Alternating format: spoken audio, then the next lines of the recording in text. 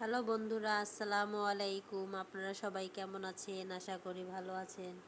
তো সপ্তাহে ছুটি মানেই কাজ। আসলে শুক্রবার যেদিন ছুটি থাকে, ঘরের সংসারে কত কাজ করতে হয় তা তো আপনারা সবাই জানেন। তো আমি আজকে আমার ছুটির দিনে হালকা পাতলা কিছু রান্না করে নিলাম। তো আমার শরীরটাও বেশি ভালো ছিল না, এর জন্য ভালো করে কথা ভয়েস দিতে পারছি না আপনাদের সাথে। তো আমি আসলে ছুটির দিনে যেহেতু আমি অসুস্থ, তো ভাবলাম যে বেশি কিছু রান্না করব না, হালকা কিছুই রান্না করে নিব। আর আমার হাজব্যান্ডের আজকে যেহেতু অফিস খোলা, তো ওর জন্য আমি রান্না করে নিচ্ছি তাড়াতাড়ি সকাল সকাল, কারণ ও একটার দিকেই চলে আসবে বাসায়। তো আমার ভাত এদিক দিয়ে হয়ে গেছে, ভাত বসিয়ে দিয়েছিলাম রাইস কুকারে। তো ভাত নামিয়ে আমি এখন মাংস বসিয়ে দিচ্ছি, কারণ মাংসটা বসিয়ে দিয়ে আমার আরও কিছু কাজ আছে, সেগুলো আমি করে নিব। কারণ আজকে ছুটির দিনে তো অনেক কাজ থাকে, সপ্তাহে সারা সপ্তাহের কাজ একদিন আর কি করতে হয় সব কিছু গুছিয়ে।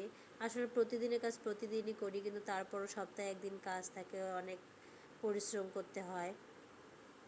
তো আমার মাংসটা ওদিক দিয়ে হয়ে গেল, এই ফাঁকে আমি আরও কিছু কাজ ছিল সেগুলো করে নিয়েছি।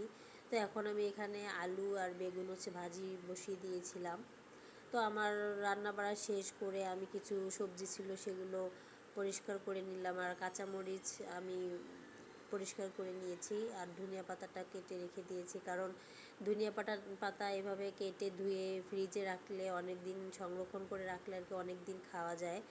তো আর এমনিভাবে যদি রাখেন আপনারা, তাহলে খুব সহজে এটা নষ্ট হয়ে যায়, পচে যায়। তো ভাবলাম যে আমি সুন্দর করে কেটে এগুলো ফ্রিজ করে রেখে দিব। আর এদিক দিয়ে আমার ঘরের সব কাজ শেষ করে আমি পরিপাটি করে নিলাম। আর দেখেন আমার বিছানার চাদরটা আপনাদের কাছে কেমন লাগছে, আসলে আপনারা সবাই আমাকে কমেন্ট করে জানাবেন। তো আমার ছোট্ট ঘরটা আমি সুন্দর করে সাজিয়ে নিয়েছি, তো আশা করি আপনাদের কাছে ভালো লাগবে। তো কাজ কাম শেষ করে ভাবলাম যে যেহেতু দুইটা পায়জামার কাপড় নিয়ে এসেছিলাম, তিনটা, তো আমি পায়জামাটা কেটে নেই। তো এদিক দিয়ে আমি পায়জামাটা কেটে নিব এখন। তো আমার হাজবেন্ডকে বলছিলাম যে তুমি একটু ভিডিও করো, আমি একটু পায়জামাটা কেটে নেই, কারণ একা হাতে তো আর এটা করা যাবে না। তো এদিক দিয়ে ভিডিওটা করছিল, আর আমি খুব সহজেই তাড়াতাড়ি করে পায়জামাটা কেটে নিচ্ছি, কারণ প্যান্ট কাটিং পায়জামা খুব সহজেই কাটিং করা যায়।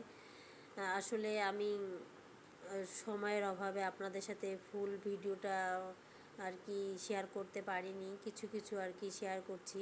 তো আপনারা দেখলেই বুঝতে পারবেন আসলে প্যান্ট কাটিংটা খুব সহজেই বানিয়ে নেওয়া যায়, আমি খুব সহজেই বানিয়ে নিয়েছি। তো দিক দিয়ে আমার পায়জামাটা কাটা শেষ।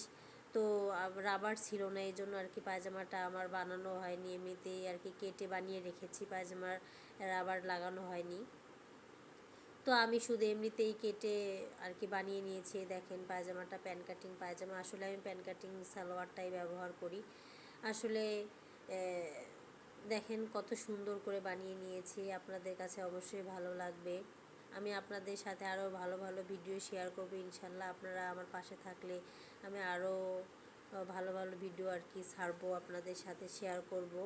আপনারা সবাই আমাকে সাপোর্ট করবেন প্লিজ, আর আমার চ্যানেলটা প্লিজ সাবস্ক্রাইব করে রেখে দিবেন। আর এটা ওড়না নিয়ে আসছি অ্যাশ কালারের, সবাই বলবেন আমার এই ওড়নাটা কেমন হয়েছে, অবশ্যই কমেন্ট করে জানাবেন। তো আজকে এই পর্যন্ত, আল্লাহ হাফেজ।